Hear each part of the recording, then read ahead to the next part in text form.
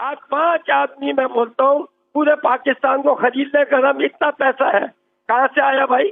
इसी मुल्क से कि 90% लोग गरीब, कभी किसी ने नहीं सोचा, आज सब सोचना शुरू हो गए कि भाई ये वक्त है कि जो अब आपके पास है दे दो। गवर्नमेंट ने भी कहा है कि हम पूछेंगे नहीं, तुम हमें दे दो।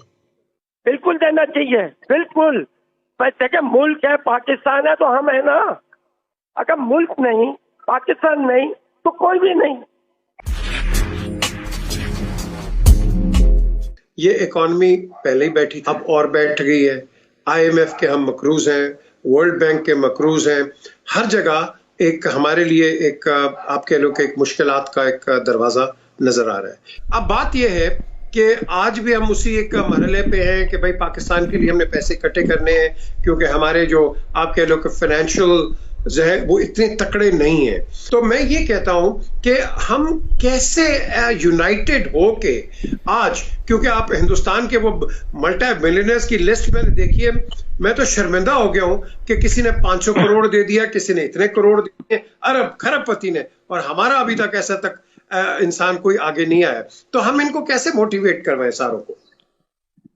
देखिए पीजे, सबसे पहले तो बहुत शुक्रिया, आपने मुझे अपने प्रोग्राम में मौजूद किया। और देखिए 2 कानून है इस दुनिया में, एक आपका अपना कानून है और एक अल्लाह का, रब का कानून है। अब हम आए हुए ऊपर वाले के कानून के शिकंजे में, ठीक है ना।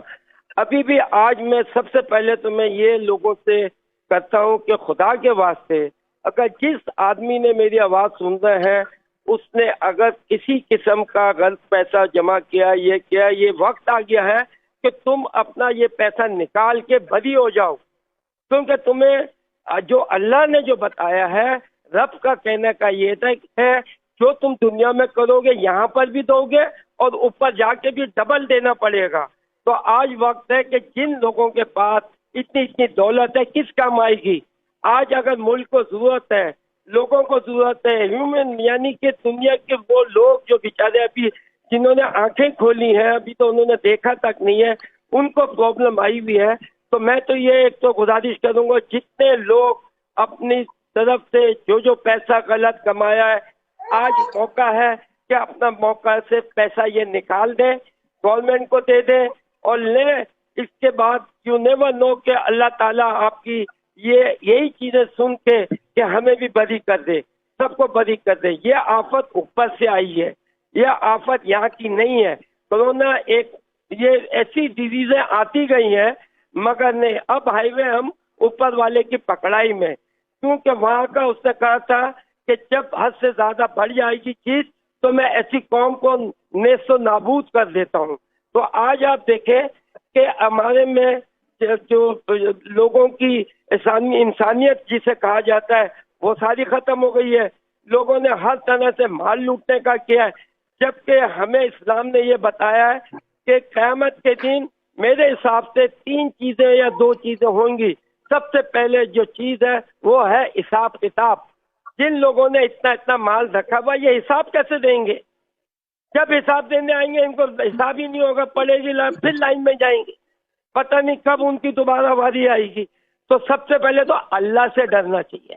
आज ये अल्लाह का हमें हमारे ऊपर एक ऐसी चीज डाल दी है, ये तो एक झटका है छोटा सा।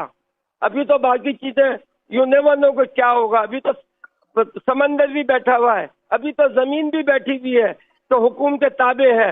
हिलाया तो हिल जाएगी, निकाला तो निकल जाएगी। ये तो अभी स्टार्टिंग है।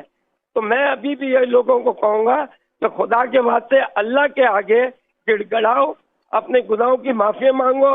बचाने वाला, खालिक, देने वाला, हर चीज का मालिक वही है। उस मालिक को राजी करो, आपकी सारी तकलीफें दूर हो जाएंगी। ये मेरा ईमान है। मेरे पास बहुत सारे इंशाल्लाह है, जैसे कि आपने बात की है, ये पैसा पाकिस्तान के ऊपर है, ये मेरी गारंटी है इंशाल्लाह ये पैसा वैसा सब उतर जाएगा। मगर इस वक्त लोगों को जानों की पड़ी हुई है। आप अपनी जान का सदका निकालें, आप अपने बच्चों का सदका निकालें। आज आप खुल के आए, और जो दौलतमंद है अपनी दौलत को क्या करोगे, निकालो।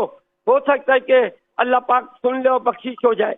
तो मैं तो इन चीज़ों पे बिलीव करता हूँ, और मेरा ये कहने का यही मतलब है कि ये सब मिलके करना पड़ेगा। पूरी कायनात में मुसलमानों को, दुनिया में हर एक को ये सोचना चाहिए कि ये इसका नतीजा ये कहाँ से आया। कभी भी ऐसा नहीं हुआ कि ये चीज पूरी दुनिया में फैली हुई है और वो ऐसी वबा दी है, और ये कुरान शरीफ में और हदीसों में ये चीजें आई हुई हैं कि ये चीज वक्त ऐसा आएगा कि जब आदमी खाने को भी तरसेगा, और वो दिन होगा क़यामत का दिन होगा। तो हम क़यामत से पीछे नहीं है। तो मैं यही कहूँगा कि अभी भी हमें मौका मिला है, अल्लाह के आगे गिड़गिड़ाएं। वही मालिक है, खालिक है, वही सब चीज का, एक सेकंड नहीं लगेगा। वो किसी से भी राजी हो सकता है। अपने प्यारे बंदों से वो 100 माओं से ज्यादा प्यार करता है।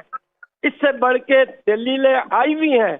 हम इन चीजों को छोड़ के हम दूसरी चीजों पे पहुंच गए हैं। आज लोगों के पास पैसा आया है, आप मुझे एक आदमी हिसाब नहीं दे सकता, तो उधर ऊपर हिसाब कैसे देगा। तो इसीलिए सरकार के टाइम में हर आदमी 2 कपड़ों में रहता था। वो वजह यही थी कि नहीं, दूसरी कोई धोता था, पहन लेता था कि जितना कम होगा उतना हिसाब किताब मेरा कम होगा। मगर आज आदमी अमीर है, दुनिया अमीर है और लोग गरीब है। आज ये देखने को आपके सामने चीजें आ गई हैं कि छोटे छोटे बच्चे दूध के लिए तरस रहे। मुझे समझ नहीं आ रही है, आज ये मालदार आदमी लोग हैं, इनके दिलों में जाके ये चीजें हिट नहीं कर रही हैं, ये खंजरों की तरह सीने में जा नहीं रही हैं। तो ये वक्त आ गया है कि आपका मौका मिला है एक नेशन बनने का, एक अपने कौम को संभालने का। आज जो प्राइम मिनिस्टर है, माशाल्लाह, मैं हल्फिया कह सकता हूँ कि एक ऐसा ईमानदार आदमी है कि जिसने अपने लिए कभी भी नहीं सोचा, हमेशा हमारे लिए, लोगों के लिए हमेशा सोचा। मुझसे ज्यादा इमरान खान को कोई नहीं जानता होगा कि हम बचपन से साथ, हमने एक साथ गुजारा, और मुझे पता है कि ये बंदा ना कभी झूठ बोलेगा ना चोर है। इसकी बातें बुरी लगती हैं वो इसलिए कि सच्चाई बुरी लगती है। आप बात की हकीकत में जाओ तो आपको समझ आता है कि ये बात जो है वो उसने सही कही है। तो हमें अब एक नेशन बनना पड़ेगा, और ये वक्त है कि अगर हम नेशन बनना चाहते हैं, अब अपने मुल्क को, ये पाकिस्तान ला इलाहा इल्लल्लाह मोहम्मद रसूलुल्लाह के नाम पे ये कायम हुआ है। आज हम सब ये चीजें भूल गए। हर आदमी अपनी दौलत समेटने में चाहे जैसे भी मिले, तो अपने घर को हमेशा संभालते हैं। Pakistan is everybody's home. अपने घर को जिस तरह हम संभालते हैं, घर में हम देखें हर चीज हमने अपने घरों में रखी हुई है, मगर हमने पड़ोस वाले से नहीं पूछा। तो ये चीजें हैं इस्लाम की, तो जब पहले पड़ोस का हक है फिर अपना हक है।